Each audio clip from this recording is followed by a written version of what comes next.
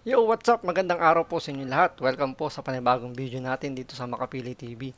Ngayon, pag-usapan natin kasama si Banat Boy itong paglilinaw ni Pangulong Duterte tungkol sa issue ng China. So, ano ba ito? So, panoorin po na natin. Eto, nilinaw lang ng ating Pangulo, dating Pangulo na si Pangulong Duterte na wala siyang kinalaman sa China. Na sinasabi na kesyo nakipagsundo daw sa China kasi nang pinipilit nito ni Trillanes. Sa unang pagkakataon, itinanggi ni dating Pangulong Rodrigo Duterte na ipinangako niya sa China ang pagtanggal ng BRP Sierra Madre sa Ayungin Shoal. Nakatutok sina Joseph Morong at Cedric Castillo. Really, I did not discuss anything about territory. Yan ang sagot ni dating Pangulong Rodrigo Duterte sa mga nagtatanong kung siya raw ba ang Pangulong nangako sa China na tatanggalin ng BRP Sierra Madre na nakasadsad sa Ayungin Shoal. China ang nagpalutang na may ganyang pangako pero walang pinangalan ng Pangulo. Nauna nang itinanggi yan ni ng dating Pangulong Joseph Estrada at Gloria Macapagal Arroyo. Yung Sierra Madre, sabi ng Pilipinas, ay atin, yung area na yan. So, let it just remain there. I said I will not give an inch, actually.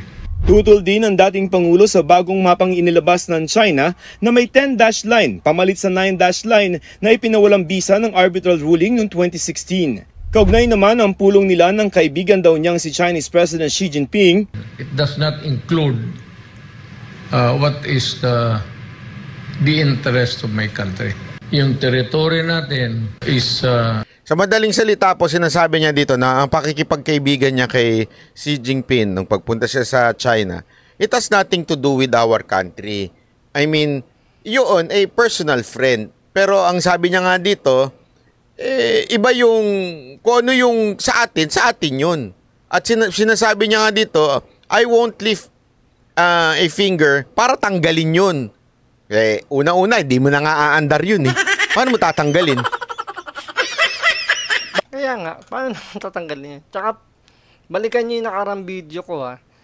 Doon may diniscuss ako kung sino yung posible na nangako doon sa China. Kung talagang may pinangako na may presidente raw. Biruin nyo, ilan na ipinakita doon ha. Si Gloria, si Erap, si Pangulong Duterte, may isang nawawala. Tapos sino ngayon na pumuputak na si Duterte daw yung nangako, 'di ba si Trillanes? Panoorin niyo yung video ko doon. Pwedeng siya. Bakit ka mangangako sa isang bagay na hindi naman na umaandar? Paandarin mo. Ano yun? Bubuhatin mo. Di ba? Non-negotiable. Friendship is one. Alliance is another one. But the territory itself must be ours. Hanggang kaninang umaga ay may 15 Chinese maritime militia vessels at isang China Coast Guard vessel pa sa Ayungin, batay sa mga satellite image na hawak ng maritime security expert na si Ray Powell. Nasa Ayungin pa naman ang BRP Sierra Madre na buwan ang pinapadalhan ng supply ng gobyerno. Two of their militia ships sitting outside the entrance to Ayungin Shoal. Alam mo, ang maganda itong nangyayari na ito kasi somehow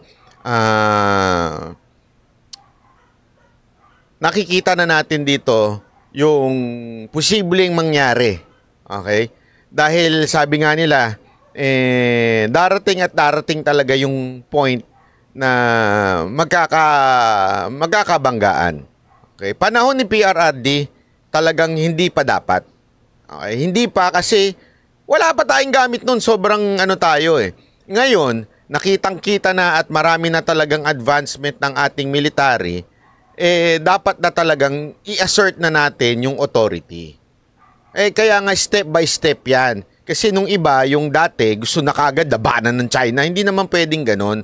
Dapat palakasin muna. Yun ang paulit-ulit na sinasabi ni PRRD noon. Palakasin muna natin ang militar. Kaya nga, 'di ba? Tingnan mo, nagdatingan na ngayon yung mga in-order niya. 'Di ba, sa panahon niya. Although hindi nagamit natin 'yun nung panahon ni Pangulong Duterte dahil nga in-order pa lang. Ngayon nagdadatingan na. So katapano, although sabi natin dihado pa rin naman ang Coast Guard natin sa Coast Guard ng China. Pero kahit pa paano, pwede na tayong pumalag-palag ng kaunti. Kasi nga medyo moderno naman yung gamit natin. So pwede na nating kahit pa paano makipagbangay lang ng konti. Pero yung talagang totaling bombahan, medyo wala pa tayong kakayanan talaga doon. For a couple of days now. May namataan ding 5 Chinese maritime vessels sa Sabina Shoal na ngayon na lamang daw ulit nangyari. And I think mostly what they're doing there is they are establishing their presence. And Sabina Shoal is really the closest that we see them get to that Palawan coast. Dahil halos 78 hanggang 80 nautical miles lamang yan sa mainland Palawan at mas dikit sa bansa kaysa Ayungin o Scarborough Shoal ng Zambales na bahala ang munisipyo ng Kalayaan. Nagpasa na sila ng resolusyon para kondinahin ang mapang may 10-dash line na ibibigay sa Pangulo at DFA. Nakapaloob kami dun sa 10-dash line eh. Ang ibig sabihin ba nun, kami ay hindi munisipyo ng bansang Pilipinas? Ayon sa maritime security expert, kung may mga militia vessels man ng China sa bahagi ng West Philippine Sea, yan daw ay para ipakita na may kontrol sila sa lugar, bagay na pwedeng tapatan ng mas madalas na mga resupply mission ng Pilipinas. Dahil daw sa mga militia, hindi na makapunta ang mga mangingisdang Pilipino sa mga dating pinangingisdaan nila. Hinaharang eh.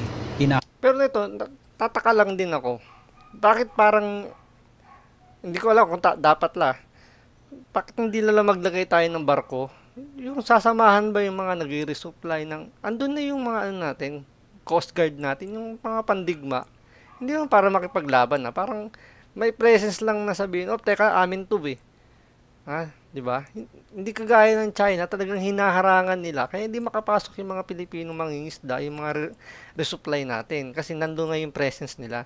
Ba't hindi tayo maglagay ng presence ng barko natin doon? Sa area na yun, di ba? Kahit magbangayin dyan, araw-araw sila radio contact, radio challenge dyan. Di ba? Hindi naman siguro magpapapatok agad ng kanyon itong mga China. Haras. Yung tinatawag namin secret island na pinipiknikan din, hindi na rin inaalaw for some time, mga ilang years, hindi na pinapapunta doon kahit civilian. Para kay Senate Special Committee.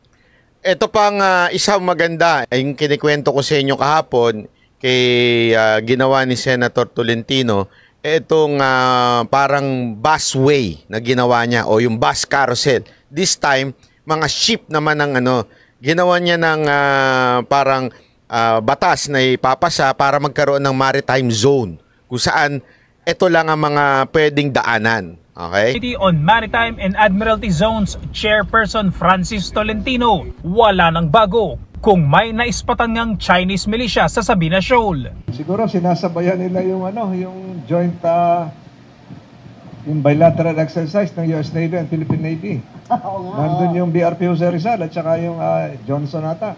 So, baka titingin-tingin sila. Inakda ni Tolentino ang isa sa 7 panukala na layong linawin, ilatag at pagtibay ng batas ang nasasakupan ng bansa. Pero ang tanong, kikilalanin naman kaya ito ng China? Malamang hindi nila kilalanin yan. Ang kinikilala lang nila yung batas nila. Di ba? Di ba? Inakit na nga sa UN pero ang sabi nila hindi namin kinikilala yan. UN na yun hindi nila kinikilala. So maganda yung ginagawa, pinaplano nito ni Senator Tolentino, sabi nga ni Banat Bay, parang bus carousel na yan para dun lang talaga dadaan, di ba? Don't expect as they don't recognize the arbitral ruling, but again, we will be asserting something that will have a legal basis. Because you will now be domesticating international law. Pinag-aaralan din daw ng maganda yan. Ngayon sinasabi ko nga sa inyo, even if, kasi ang question dyan, kasi may mga nagtanong, di ba? Paano yan? Kung hindi naman pala susundin ng China, kahit ba gumawa tayo ng batas. But again, pag gumawa tayo ng batas, ibibigay natin yan sa lahat Hindi lang naman sa China yan Ibibigay natin yan, magkakaroon yan, madidiscuss yan, international law, nasasabihin nila, sandali, bakit ito hindi sumusunod? So talaga ma-emphasize doon na inassert na natin na ating yan, inassert na natin na bawal pumunta yung iba dyan, ito lang ang pwede nyong daanan, at pag hindi kayo sumunod, pwede nang talagang tawaging pansin ang buong... Kasi remember, parang ganito sa batas Parang ganito lang paliliwanag ko rin yung side ko. Yung gusto mong ang ibig sabihin ni Banat Bay, parang, di ba ang China naglabas ng 10-dash line, 9-dash line muna. 'Di ba? Ininsist nila, hindi, ito, 9 dash line, amin to. Parang walang makapalag dahil sila yung nagdidikta nung ng insidente, ng senaryo. Tapos, ginawa nilang 10 dash line. So, nangyayari lang tayo, puro depensa lang ginagawa natin. Hindi pwede yan, hindi pwede yan. Kaya maganda yung ginagawa ni Senator Tolentino, nagagawa siya ng batas na, hindi, kami, ito naman sa amin. Dito lang pwedeng dumaan. Lahat ng lalagpas dyan, pwede namin kasuhan. So, i-discuss sa ibang bansa na kasapi dun sa pwedeng dumaan dun. So, mapipilitan silang sumunod. So, ang China, ganun din. Nasa kanila lang yung paano nila papalagan yung pinaplano natin. So, para mangyayari, counter-attack natin para sa 10 dash line nila. Sa Pilipinas, pag gumawa ka ng batas, hindi mo sinunod, huhusgahan ka ng husgado, pakukulong ka, o kung ano man yung penalty nung hindi mo pagsunod. Paano naman yan? Sino maghuhusga ngayon? Kasi since magiging batas na yan na ina-apply mo sa lahat, kahit pa paano, tutulong ngayon yung ibang bansa at sasabihin nila, kukundinahin yan kasi meron ng batas tayo. Ngayon kasi ang nangyayari, hindi, teritoryo namin yan. Hindi, teritoryo namin yan. Ganon din sila. Teritoryo nila yan, teritoryo natin yan. Ngayon, pag dumaan, anong ibig sabihin nun? Medyo parang, kaya nga, di ba, nag-uusap-usap pa. Ngayon, pag inassert mo na, eto lang ang pwede nyong daanan. Eto lang ang pwede nyong puntahan ng ship. Pag nilagpasan mo yan, sasabihin na ngayon ng iba't ibang bansa, hindi sumusunod ito. Ngayon, medyo magkakaroon ng konting kahihiyan. Sana naman, ha? Diba? Parang counter-attack nga na, sige, na-dash line niya, kiniklaim nyo, ganyan, sa inyo yan. Sige, amen, hanggang dito lang ang daanan, hindi kayo pwede lumagpas dyan.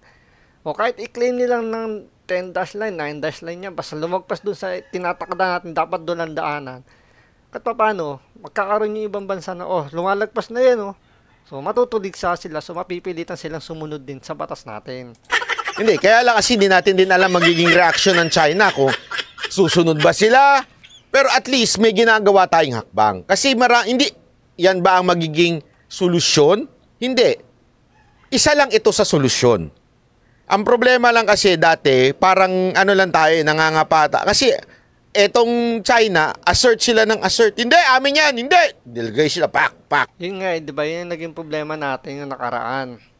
Kaya siguro natuto na to si Senator Tolentino. Parang tayo, puro lang tayo depensa. Kumbaga sa chess, di ba, yung kalaban, panayang atake lang. Di ba? Yung mga pawn niya, abante lang ng abante, tayo nakadepensa lang. Ngayon, ang ginawa ngayon ni Senator Tolentino, sinama na yung pagdepensa sa opensa. Yung nga yung paglalagay na, hanggang dito lang kayo, hanggang dito lang kayo. Di ba? At paano ngayon, papalagan China rito. So, sila naman yung parang mag-iisip na, teka, hindi pwede yan, di ba? So, pwede na magkaroon ulit ng usapan maganda. Lagay sila ng kung ano-anong nilalagay nila. Ina-assert nila, tayo, hindi, amin yan. Pero wala kaming gagawin. Hindi, amin yan. Pero amin yan. Pero hindi. Diba? Tama rin yung sinabi ko na at least may ginagawa na tayo ngayon.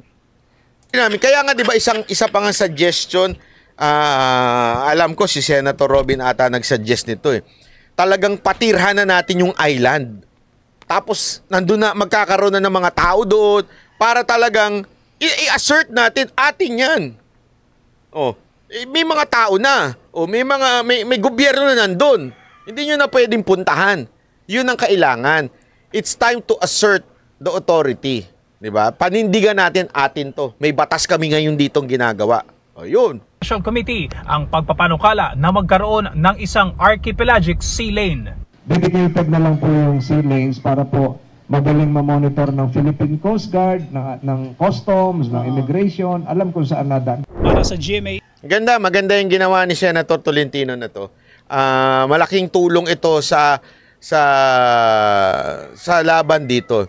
Para at least, kunwari, kasi di ba mayroong mga bumibisita sa atin. Hindi lang naman Amerika Ibang mga bansa na sumasama sa atin, mapapakita, ito lang yung lugar na yon. Pagka naging batas na yan. So, yun nga, pag naging batas na yan, so, pwede sabihin natin na ito lang mga dadaanan. So yung mga bibisita, doon lang sila dadaan sa sinasabi ni Senator Tolentino. So ipapakita nila na sila sumusunod sa batas ng Pilipinas na doon sa West Philippine Sea, ito ang daanan. So katapano itong China, medyo kung tatamaan ng konting hiya, susunod sila kahit magdadakdak sila na pasukin sa 10 dash line nila. Mahihiya pa rin yung wag sundin kasi sumusunod yung ibang bansa sa gusto nating mangyari tapos sila hindi.